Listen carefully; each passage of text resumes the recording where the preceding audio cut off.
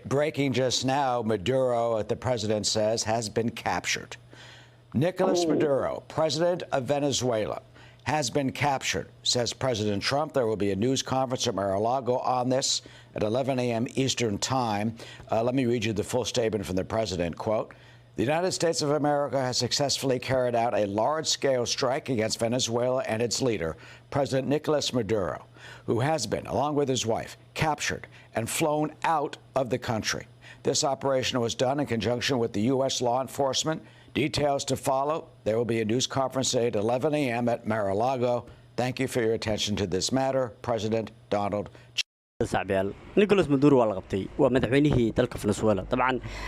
waa cusub ayaa u bariyay diblomaasiyadda caalamka gaar ahaan America طبعا ma jirta cid war ka soo saartay dawladihii saaxiibka la ahaa Nicolas Maduro oo ay kamid yihiin reer bariga sida Russia iyo China labadaba war kama soo saarin waana dalalkii iyo dawladihii isku haleynayay inta aan la weerarin koor Nicolas Maduro weerarkiisa saacado yar ayuu qaatay mana la filaynin inay sidaani ku furmoobi karto wax walba Donald Trump ayaa joogay reereyn iyo farxad iyo waliba maxaan ku yiraahdaa بلاد هبية أو كل كره تاني مدام نيكولاس مادورو كم ده مدح دون وكشيء تلك أمريكان إسلام كانوا حال الشيء إنه لها كوعكان جسا وكان عصته تراجس كي وحبها لمدة يولي بتهريبياشة نيكولاس مادورو قبل شديسو أمريكان كوا يفوض ذات حب دبلوماسية يهاب سردون وأدو نكسنا ويستعملين طبعا waxaa lagu qabtay qasrigiisii asaga iyo familkiisaba waxaa la sheegay marka halkaas lagu qabanayay inaysan joogin wax kale oo diblomaasiyiin ama golihiisa wasiirada ama maxaan ku raacay xubno ka tirsan dawladdiisii oo la qabtay aysan jirin ciidamadu waa ay dagaalameen balse waa ay barbar dhigi waayeen ee la leeyahay ciidamada Mareykanka dagaalkani waa la filayay balse sidan fudud inuu ku dhici karo isla markaana lagu qaban karo Nicolas lama filaynin waxa la leeyahay waxaba ka adkaaba dagaaladii lala galay Afghanistan Osama bin Laden iyo waliba madaxweynihii hore Iraq dagaaladii lala galay ka adkaa oo muddo la dagaalamay ayaa la yiri Nicolas Maduro طبعا wuxuu wajihi doonaa justice-ka ama cadaaladda dalka Mareykanka aan dhahna justice-ka Donald Trump aan dhahno طبعا laakiin waxa la isweydiinay waxay tahay Mareykanku ku saxan yahay inuu weeraro dal madax bannaan isla markaana uu soo wato hogaamiyihii dalkaas asoonan cid kala tashan ciidamadiisu inay u daataan ay soo qaataan طبعا sharci ahaan ma saxna laakiin Mareykanka waxa uu damco waa uu damcay ee leeyahay marka hadda waxa laga fikri doonaa oo kaliya Mareykanka cidda uu dhiiban doono Venezuela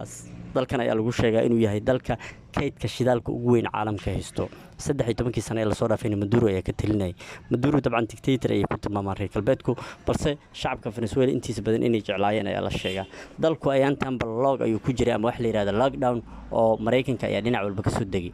طبعا نيكولاس مادورو 5 saacadood oo kaliya ay qaadatay ay Mareykanka leeyihiin inay soo qabtaan isla markaana ayagoona dalka kala soo dhaxbaxay wax dagaal aanan ka sameeynin Donald Trump ayaa hore u sheegay inaysan ku dhex dagaalami doonin caasimadaha ama wadooyinka caasimadda Caracas ee dalka Venezuela sidii ay sheegeen waa ay dhacday oo si fudud ay ku soo qabsadeen saacado kadibna iskaga baxeen ayagoo maraakiibtoodii ku laabtay balse markii hore intii aanan la qaban Nicolas Maduro ayaa la sheegay in kan oo ekeed weerar dhanka cirka ah ay ka bilaabatay magaalada Venezuela qasriga uu ka deganaa madaxweyne Nicolas Maduro taasoo sababtay in kabi ahaanba jihada lagu lumiyay ciidamada ilaalada qaaska uu ahaa madaxweynahani waxa la filayay inuu ciidan xooggan oo cabaaris difaaci kar uu haysto ama ugu yaraan dalkaas uu ka baxsan karo hadii laga adkaado balse wixii oo dhan waa isroobi waayeen tanuna waxay ka dhigan tahay in markay ay timaado arrimaha shidaalka Mareykanku uu xoogaa ka kaftamin isla markaana uu dagaal culus ka galayo Mareykanka waxa kaliya uu raba qaasatan Donald Trump waa shidaalka kaydka ah Venezuela ay leedahay balse Russia iyo China isku haleynaya ayaa gabi ahaan barnaamijkiisa ka baxay wax waranan wali kamina soo saarin lama oga balse dawladii waa ay jirtaa wali oo dawladii waa ay shaqeynaysaa wasiiradii generaaladii iyo hogaamiyaashii dalkaasuna gabi ahaan way cambaaraynayaan shir degdeg ah ay codsadeen oo kala ammaanku isku yimaado si looga hadlo arrintaasi balse lama oga sidii ku dhici doonto inta badan Mareykanka go'aanka uu gaaray waa gaarid oo kaliya laga ogyahay oo kaliya waa in Trump uu sheegay inay qabteen dambiile Nicolas Maduro isla markaana dawladda Mareykanka ay sheegday in Mareykanka loo soo gudbin doono maxkamad iyo dacwadna looga oogi doono dalkan Mareykanka asaga xaaskiisa iyo xubno kamid ah familkiisa wixii kale soo baxa dabcan warbaahinta ayaan ka fiiri doonaa isla markaana waan la soo socodsiin doonaa